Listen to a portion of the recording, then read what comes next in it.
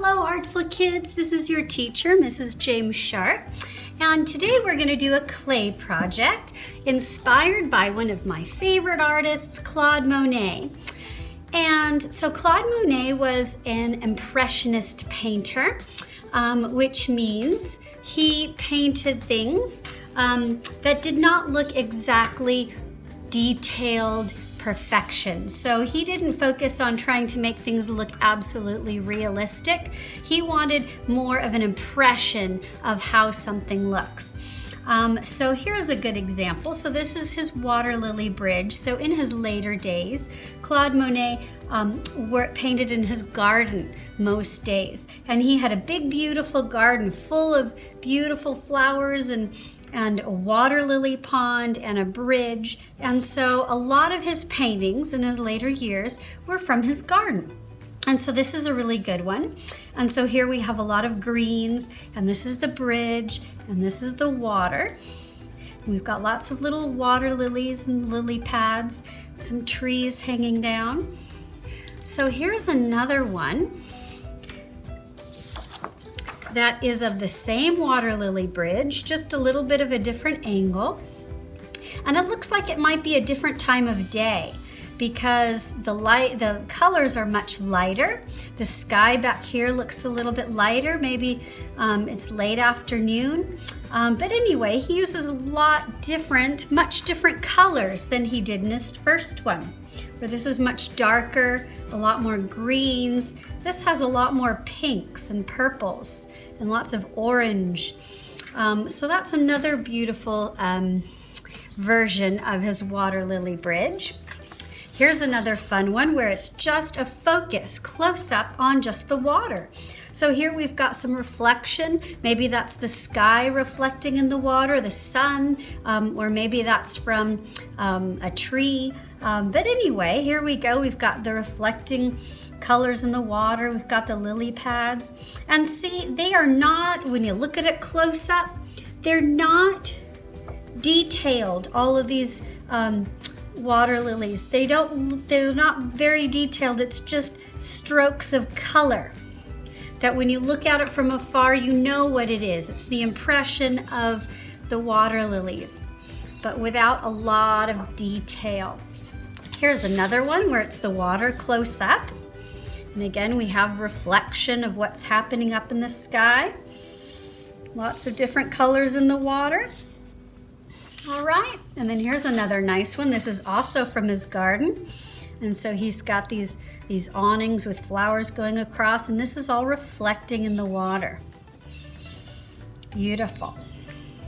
All right, and then the last one I want to show you, just some others. He did other paintings outside of his garden too, of course. When he was younger, he would travel around. The Impressionists loved to paint outdoors. They loved the way the natural light hit their subjects. So they painted outdoors a lot, and so that's just one. But we'll look at more of Claude Monet's paintings too later. All right, so we are going to create a water lily pad with a water lily sitting on top of it with clay. This is one of my favorite projects. So you're gonna get kind of a slab of clay like this. And what I want you to do first is just pull off a bit. That's gonna be for the flower in a little bit. All right, now we're gonna take this one and we're just going to shape it with our hands. We're just gonna shape it into a water lily.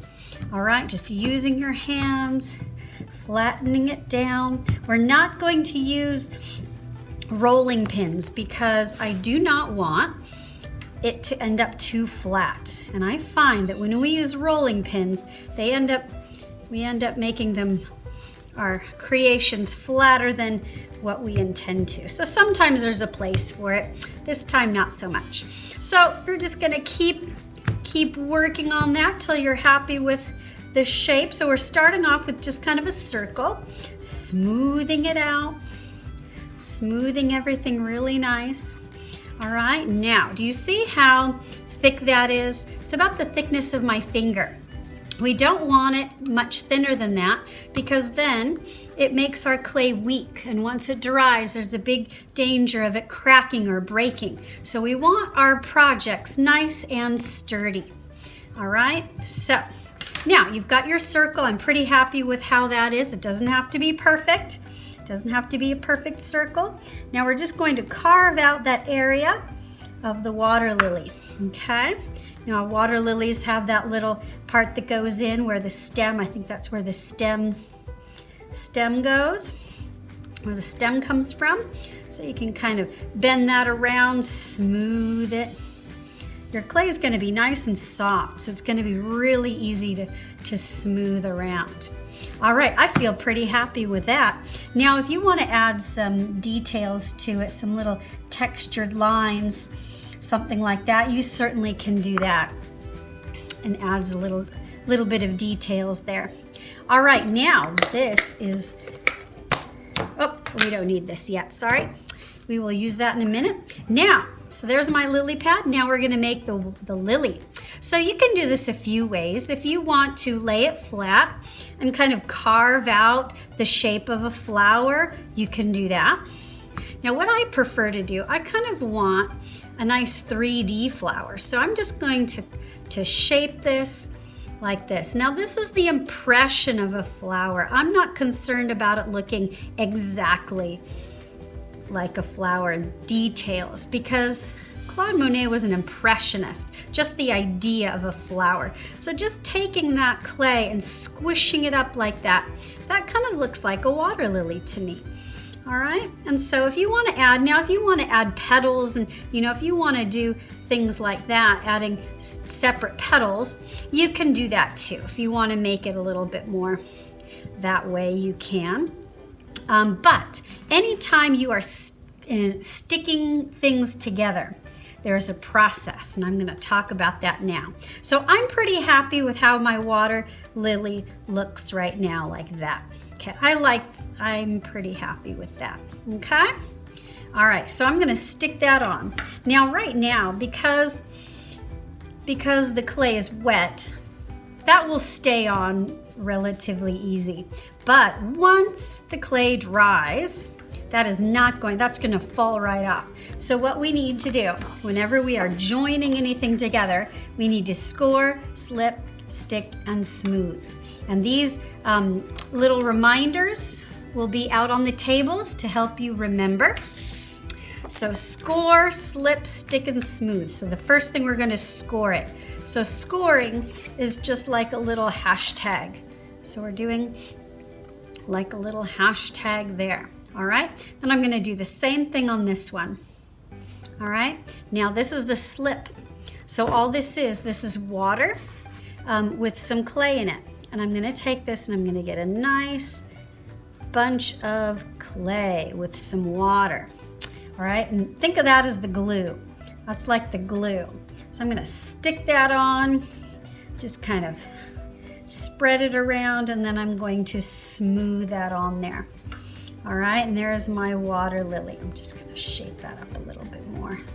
Like that. There we go. All right. Okay.